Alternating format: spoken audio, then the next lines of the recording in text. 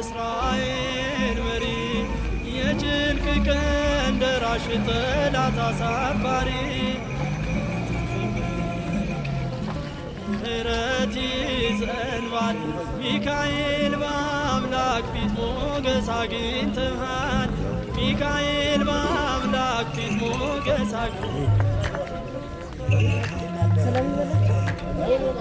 እስራኤል መሪ የጭንቅ ቀን ደራሽ ጠላት አሳፋሪ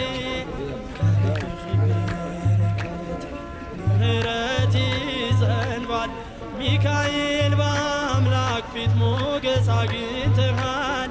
ሚካኤል በአምላክ ፊት ሞገስ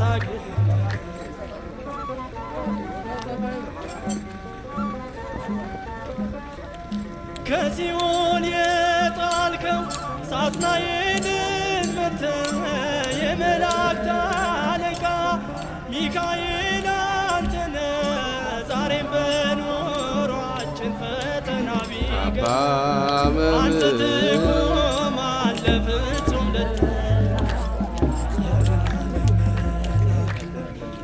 እስራኤል መሪ የጭንቅ ቀን ደራሽ ጠላት አሳፋሪ ምሕረት ይዘንባል ሚካኤል በአምላክ ፊት ሞገስ አግኝተሃል። ሚካኤል በአምላክ ፊት ሞገስ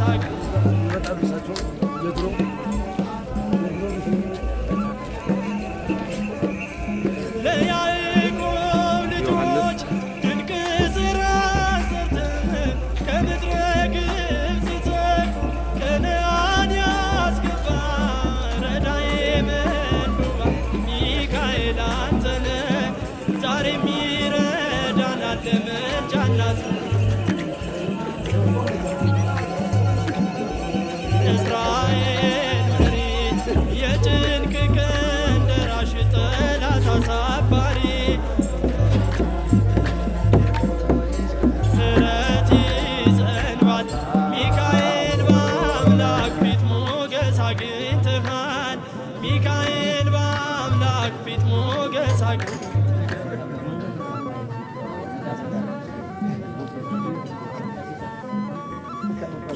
የባህራንን ሞት የለወጥክ በደስታ ላፎምያ ደርሰህ የሆንካት መከታ ጠላት እንደራበህ አንበሳ ቢከበን ፍጹም አትሰለችም ቆመህ እስራኤል መሪ የጭንቅ ቀን ደራሽ ጠላት አሳፋሪ ምሕረት ይዘንባል ሚካኤል በአምላክ ፊት ሞገስ አግኝተሃል። ሚካኤል በአምላክ ፊት ሞገስ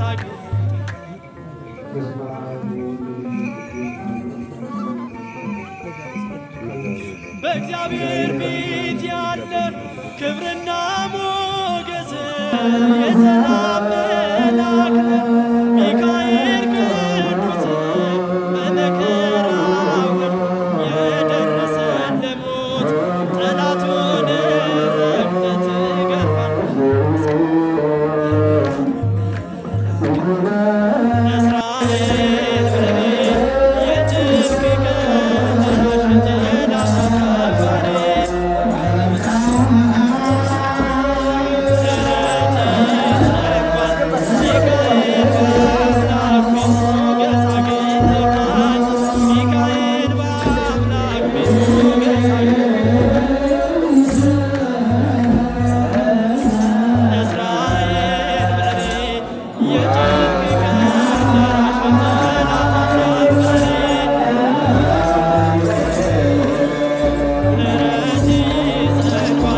ሚካኤል በአምላክ ፊት ሞገስ አግኝተሃል።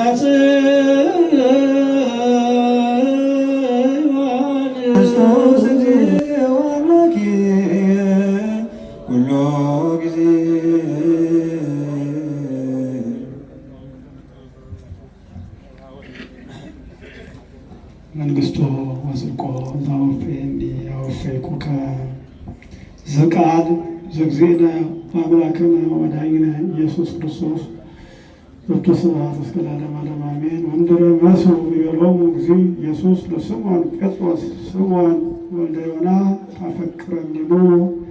ምሳ ከበሉ በኋላ ጌታ ኢየሱስ ስምዖን ጴጥሮስን የዮና ልጅ ስምዖን ከነዚህ ይበልጥ ትወደኛለህን? አለው። እሱም አዎን አቤቱ እኔ እንደምወድህ አንተ ታውቃለህ አለው። ጌታ ኢየሱስም በጎቼን ጠብቅ አለው። ዳግመኛ የዮና ልጅ ስምዖን ትወደኛለህን? አለው። እሱም አዎን አቤቱ እንደምወድህ አንተ ታውቃለህ አለው። ጠቦቶችን ጠብቅ አለው። ሦስተኛ ጊዜም የዮና ልጅ ስምዖን ትወደኛለህን? አለው። ጴጥሮስም 3 ጊዜ ትወደኛለህ ስላለው ተከዘ። አቤቱ አንተ ሁሉን ታውቃለህ፣ እኔም እንደምወድህ አንተ ታውቃለህ አለው። እንኪያስ በጎችን ጠብቅ አለው።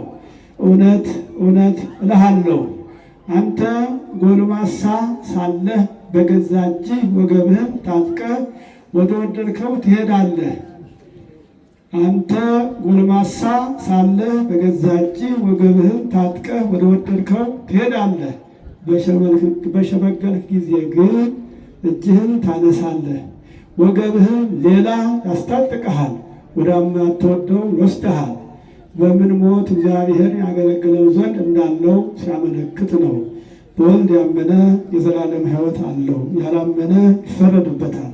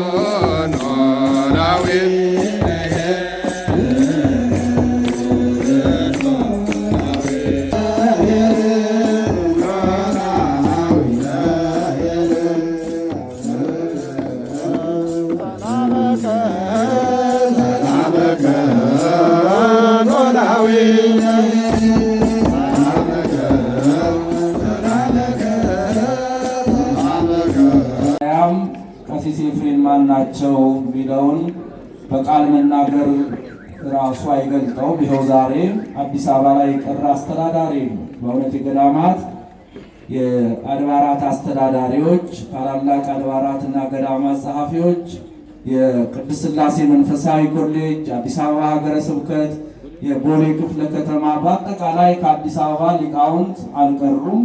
ይሄ ደግሞ አባታችንን በእውነት ምን አይነት አባት እንደሆኑ በተግባር የተገኙ ምዕመናን ሁላችንም የማይዘነጋ ነው። እግዚአብሔርን ለመውደድ ምን ያስፈልጋል ስንል ትእዛዙን መጠበቅ ነው፣ ቃሉን መስማት ነው።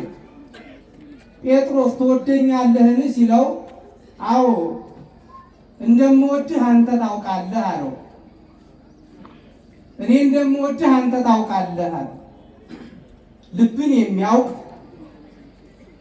ልብ ያሰበውን ኩላሊት የሚመላለሰውን መርምሮ የሚያውቅ አምላክ እንደሆነ ስለተረዳ የኔን ፍቅር አንተ ታውቃለህ፣ እንደምወድህ አንተ ታውቃለህ ካለው በኋላ በጎችን ጠብቅ። እንግዲህ ቅዱስ ሲኖዶስ መልካሙን እረኛ መልካሙን አባት ወደዚህ ቦታ ልኮላችኋልና ምዕመናን እንኳን ደስ አላችሁ፣ እግዚአብሔርን አመስግኑ። መልአከ አርያም መምህር ኤፍሬም አባቴ ናቸው። ያው ሁላችሁም ታውቋቸዋላችሁ። የፍቅር ሰው ናቸው። መፍቀሬ ሊቃውንት ናቸው። ሊቃውንትን የሚወዱ ሕዝብ የሚወዱ ሰው የሚወዱ የልማት አባት። ያው እንግዲህ ያስተዳደሩባቸውን ቦታዎች መንገር ወይም ደግሞ መጥቀስ አይጠበቅብኝም። ምክንያቱም ሄዳችሁ እንድታዩዋቸው። ጫካ ነበሩ፣ ምንም አልነበረባቸውም። መምህር ኤፍሬም ቤተክርስቲያን ሰርተው የልማት ስራ ሰርተው ለውጠዋቸዋል። ስለዚህ ጉለሌ ኪዳነ ምሕረትን ያው በልማት ላይ ያለች ቦታ ናትና ቅዱስ ሲኖዶስ ያስፈልጋሉ ብሎ ወደዚህ ልኳቸዋል። እንኳን ደስ አላችሁ በድጋሚ። መልአከ አርያም እንግዲህ እኔ እዚህ ከመጣሁ 5ኛ ዓመቴ ነው። ስመጣ ከእንጦጦ ኪዳነ ምሕረት ነው የመጣሁት። ከኪዳነ ምሕረት ወጥቼ እንዴት እኖራለሁ እያልኩ እያዘንኩ ነበር የመጣሁት። ግን እዚህ ስኖር 5 ዓመቴ ነው። ይህ ህዝብ ታዛዥ ህዝብ ነው። የፍቅር ሰዎች ናቸው ያሉበት። በጣም ትላልቅ ሰዎች ሳንነግራቸው የቤተ ክርስቲያኗን ችግር አውቀው የሚያሟሉ ህዝብ ያሉበት ነውና ምንም እንዳይሰማት አባታችን ወደ ትንሽ ቦታ አይደለም የመጡ ወደ ትልቅ ቦታ ነው። በእውነቴ ነው የምነግሮት። እንግዲህ ንጽዋቱ ራሱ መድኃኒት ነው። አይናችን ራሱ እኮ ይታከማል፣ አይምሮም ይታከማል። ይሄ ክሊኒክ ነው የመጡት፣ ሆስፒታል ነው የመጡትና አባታችን እንኳን ደስ አለው ትላለሁ። ህዝቡ ቅዱስ ህዝብ ነው። በእውነቴ ነው የምነግራችሁ። ከዓመት እስከ ዓመት ካህናቱን የሚያበላ የሚያጠጣ እዚህ ቦታ ላይ አንድ ቀን ሳይበላ ሄዶ አይታወቅም። ሁልጊዜ ህዝቡ የሚያበላ የሚያጠጣ ደግ ህዝብ ያለበት የእግዚአብሔር ህዝብ ያለበት ቦታ ነው ይህ ቦታ። እንደዚሁም ሁሉ ሊቃውንቱ የፍቅር ሰዎች ናቸው።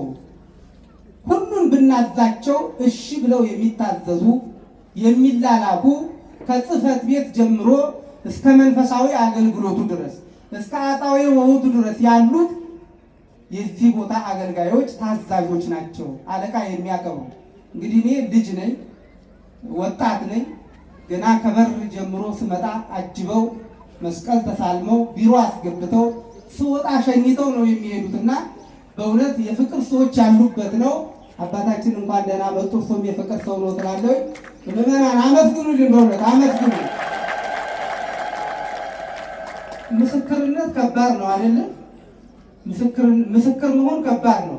የሐሰት ምስክር እንዳያደርገኝ መድኃኒዓለም ይጠብቀኝ። እኔ የሐሰት ምስክር መሆንም አልፈልግም፣ ግን የእውነት ምስክር ነው የምሰጠው። እውነተኛ ምስክርነት መልአከ አርያም ይህ ሁሉ ሊቃውንት ስንት ዓመት ነው የኖሩት? 10 ዓመት ጎሮ አስተዳድረዋል። ሰው 10 ዓመት አይደለም ትንሽ ጊዜ እኮ ይሰለቻቻል፣ ግን አይሰለቻቸውም። ህዝቡ አይሰለቻቸውም። የወንጌል ሰው የፍቅር ሰው መፍቀሬ ሊቃውንት መፍቀሬ ካህናት መፍቀሬ ምዕመናን ስለሆኑ ህዝቡም ሊቃውንቱም አጭባቸው ነው የመጣውና አረፍ ነው። ያው ሰዓት እንዳልወስድባችሁ ሌሎች አባቶችም ስላሉ በእውነት እኔ ዛሬ ደስ ብሎኛል። የመጡት አባቴ ናቸው።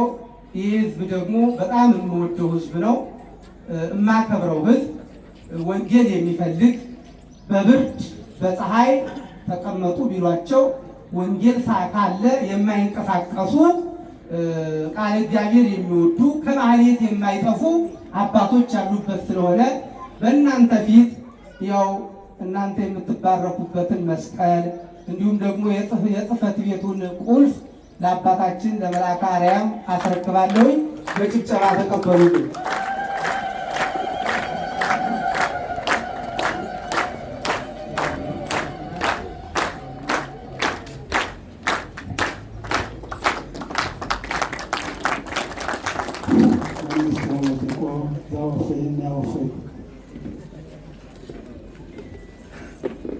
እሺ፣ ለክቡር አባታችን መልአከ ፀሐይ ቆሞስ አባ ማቴዎስ ከፍያለው የምስራተ ገብርኤል ቤተክርስቲያን ዋና አስተዳዳሪ መልአከ ጽዮን እንደገና መልአከ አባታችን መልአከ ፀሐይ ሆናችሁ አንድ ላይ እንድትሰጡልን እልል ብላችሁ አጨብጭባችሁ እግዚአብሔርን አመስግኑ። ይህ ሲያንስ ነው ደሳቸው እንዲሁ በቦታው ላይ ሽልማትን ለማስለመድ ነው የሚገባቸው አባት ስለሆኑ ነው። ሽልማቱ እየተገለጠ ነው። ስለዚህ በእውነት የሚያስደስት ልብሰ ተክህኖ ነው የሚቀድሱበት፣ ስጋው ደግሞ የሚያቀብሉበት።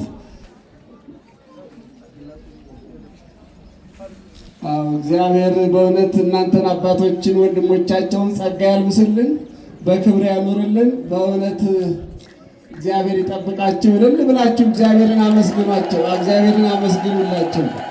በእውነት እንዲህ ነው በቃ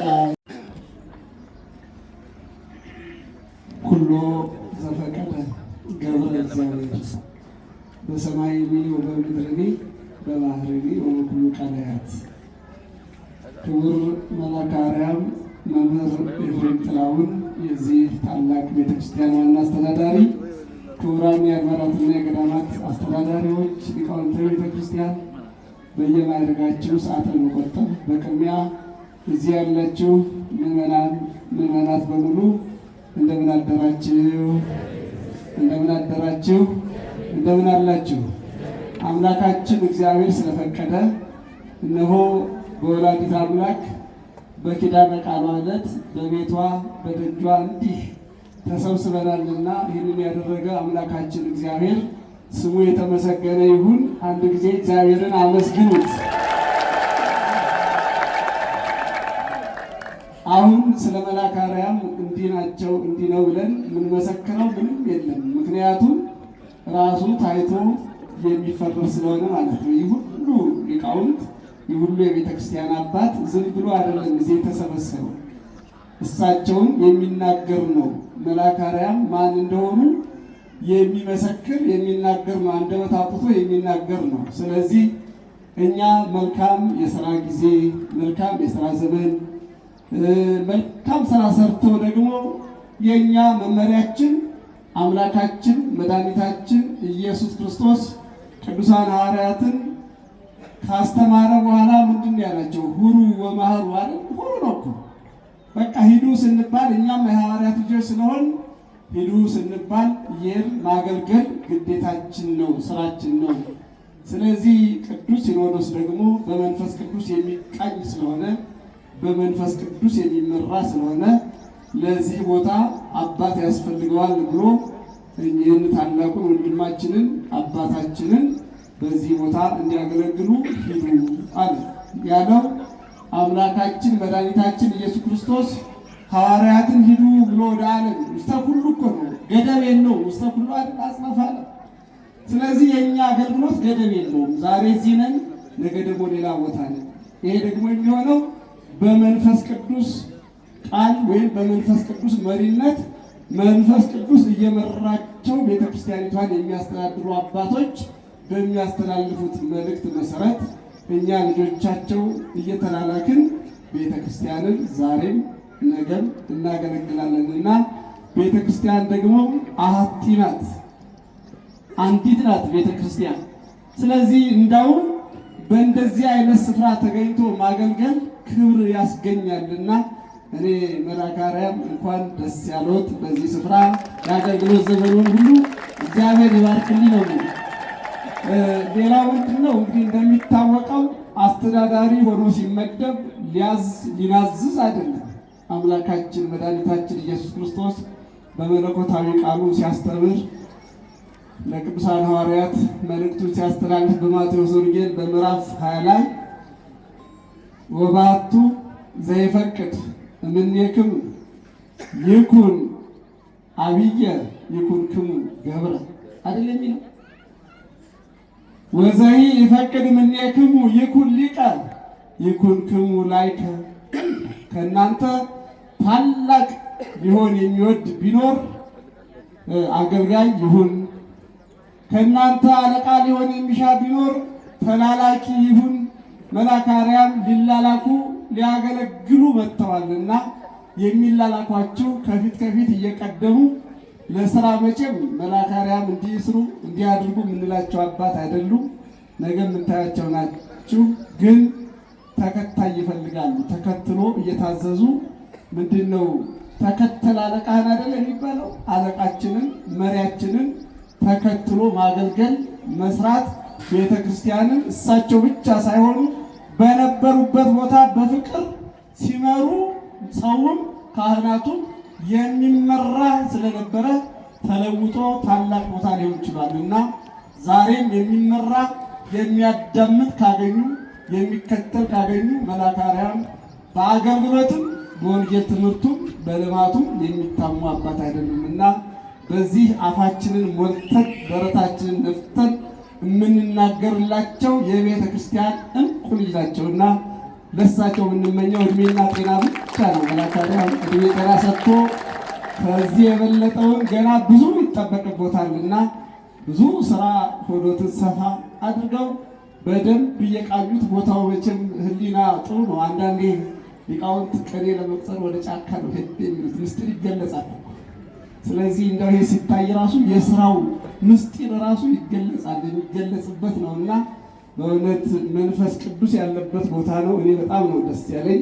ስለዚህ አባታችን ወንድማችን አለቃ ሳይሆኑ ሊላላኳቸው ትሁት ናቸው አባታችንና ደግሞ እመቤታችን ወላዲተ አምላክ ቅድስት ድንግል ማርያም ርኅራኄ ሕሊና የተቸገረ ዛሬ የምናስብበት የምናከብራት ወላዲተ አምላክ አዛኝቱን እሷን መማፀን ድንግል ማርያምን ማገልገል በድንግል ማርያም ቤት መኖር ደግሞ መታደል ነው መመረጥ ነው እና በእውነት ድንገት እግዚአብሔር ባወቀ ለዚህ ቦታ ታላቅ ስራ እንዲሰሩ አባቶቻችንን አስመልክቶ ወደዚህ አባታችንን ልኳቸዋልና በእውነት የምንጠብቀው ብቻ ሳይሆን እግዚአብሔር የሚወደውን ድንግል ማርያም ደስ የምትሰኝበትን ታላቅ ስራ ሰርተው ደግሞ እግዚአብሔርን በእርሶ ደስ እንዲሰኝ ቤተሰቡንም እርሶንም ጤና ሰጥቶ እንዲያኖር የዘወትር ጸሎታችን ነው።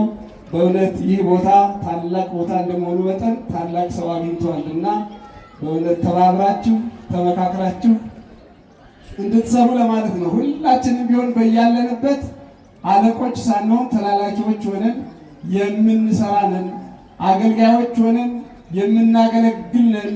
ስለዚህ ሁላችንም ዛሬም ነገም ሂዱ ወደ ተባልንበት ቦታ ሁሉ ሄደን የታዘዝነውን የምንፈጽም የምንሰራ ስለሆን ይህንን ምዕመናኑ አውቆ የሚመደቡ አባቶችን በመላላክ አባታችን ምን እንታዘዝ፣ ምን እናግዞት፣ ምን ያስፈልጋል፣ ወዴት እንሂድ እያል ከስራቸው ከሆን መልአከ አርያም አባታችን ስራውን እንደሆነ ያውቁበታል፣ ያቀላጥፉታልና ደግሞም የጸሎት አባት ስለሆኑ እግዚአብሔር አይለያቸውም። ድንግል ማርያም ከሳቸው ጋር ሆና በእውነት ትልቅ ስራ እንደሚሰራ ተስፋ አለኝ፣ አምናለሁ። እንደሰማሁት ክቡር አባታችን መልአከ ፀሐይ ወመጋቤ ሐዲስ አባታችን አባ ማቴዎስ ቅድም ሲነግሩኝ ነበር እና በዚህ ቦታ ስኖር በዚህ ትልልቅ ስራ ተሰርቷል። በይበልጥ ደግሞ የቅድስት አርሴማ የሰማዕቷ ጸበል ያለበት ቦታ ዋሻ ሁሉ ያለው ትልቅ ፈውስ የሚሰጥበት እኛም በዚህ ወደ ደብረ ሊባኖስ ወደ ተለያየ ስፍራ ስንሄድ በመንገድ ላይ አባቶቻችን በማዕጠንቱ ጭምር የሚባርኩ የተቀደሰ ስፍራ ያለበት ብዙ ስራ የሚጠብቃቸው ናቸውና አባታችን የተቻላቸውን ያህል ሰርተው ሂዱ ሲባሉ እሳቸው ሄደዋል። ደግነቱ ደግሞ እዚሁ ቅርብ ስለሆኑ እየተመካከሩ የተጀመረው ስራ ምን እንደሚመስል እየተነጋገሩ ትልቅ ስራ ይሰራል ብዬ እጠብቃለሁና አባታችንም ወንድማቸው ናቸው መጥተው የተተኩት። ስለዚህ በመነጋገር የተጀመረው ስራ እንደነበረ ይቀጥላል ብለን እናምናለን። ስለዚህ ይህንን ደግሞ የሚያስቀጥል እግዚአብሔር ነው። ቅድም በመግቢያ ላይ እንደተናገርኩት ነቢየ እግዚአብሔር ቅዱስ ዳዊት ሁሎ ዘፈቀደ ገብረ እግዚአብሔር ነው። እግዚአብሔር የወደደውን ነው የሚያደርገው። እግዚአብሔር ያልወደደው ነገር ከቶ ምንም አይሆንም። እኛና እናንተ ዛሬ የተያየ ነው እግዚአብሔር ስለፈቀደ ስለወደደ ብቻ ነው። ያለ እግዚአብሔር ፈቃድ ምንም የሚሆን የለም። ራሱ ጸሎታችን እንኳን አምላካችን ያስተማረን አባታችን ሆይ የሚለውን ጸሎት ስንጸልይ ወይኩን ፈቃድከ በሉ አይደል ያለው። በቃ የኛ እኮ ወይኩን ፈቃድከ ያንተ ፈቃድ ይሁን፣ ያንተ ፈቃድ ከሆነ ብለን ነው ሁሉ ስራችንን መስራት ያለብን። ከቤታችንም ስንወጣ ያንተ ፈቃድ ሆኖ በሰላም አውለኝ፣ ስራዬን ባርክልኝ፣ አንተ ከኔ አትለይ፣ ማንኛውም እንቅስቃሴ ሁሉ በአንተ ፈቃድ ይሁን ነው ክርስቲያን ሊል የሚገባው። ስለዚህ እኛ ደግሞ የክርስቲያኖች ወይም ደግሞ ካህናት አባቶች ደግሞ ይህንን አድርጉ ብለን የምናስ ይህንኑ ተቀብለን ወይኩን ፈቃድከ ያንተ ፈቃድ ይሁን ያንተ ፈቃድ ነው ብለን አምነን ነው የምንንቀሳቀሰው የምንሰራውና አሁንም አምላከ ቅዱሳን እግዚአብሔር ፈቃዱ ሆኖ የተመኘነውን የምንፈልገውን መልካሙን ነገር ሁሉ እንዲያደርግልን ፈቃዱ ይሁንልን።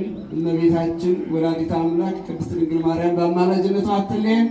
እንደው ብዙ ብንናገር ስለ መልአከ አርያም ደስ ባለን፣ ግን ስራቸው ስለሚናገር አሁን እንዲሁ ዝም ብለን እናበላሸዋለን። እንዲህ ነው እንዲህ ነው ብለን ብንናገር ስለሚበላሽብን መልአከ አርያምን ራሳቸውን በስራ ስታዩቸው ስተረጉሟቸው ተርጓሚም አያስፈልጋቸውምና የዚያን ጊዜ ተረዱታላችሁ። እንደው መቼም እኛ ዝም ብሎ ላለመሄድ